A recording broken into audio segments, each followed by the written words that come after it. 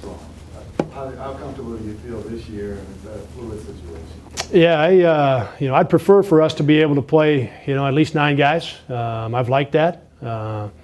As I've gone through, and I'll reference it again, as I've gone through our games, the ones I've watched here in the last month, that depth really paid off for us. We had, in the Wyoming game, they had a terrific team, but not a team with depth. And as their starters, we get through the first 4 or 5 minutes, or even 3 or 4 minutes in that game, and we send in the crew off the bench in that game last year. Their starters had to play all the way through that.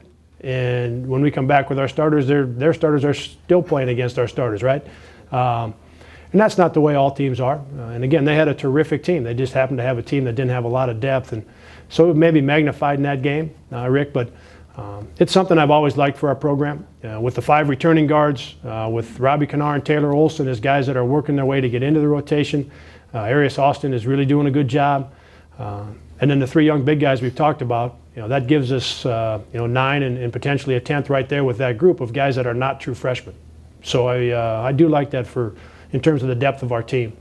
And then the 4 freshmen, odds while I'm on this, those 4 guys don't know yet that we'll redshirt all of them, but we'll have those conversations toward the end of October. With Spencer, with Lincoln. Most likely going to redshirt because of where they're at from a position standpoint and the number of guards that we've got back in Spencer's case. Where Lincoln is at, we've talked with him about redshirting. And then Luke McDonald and Justin Dahl are 2 young guys up front. We're going to see how they practice. So we don't know yet if they will or will not redshirt. We're going to see how things go in practice here for a couple weeks. Coach, you mentioned Arias has surprised you. Any of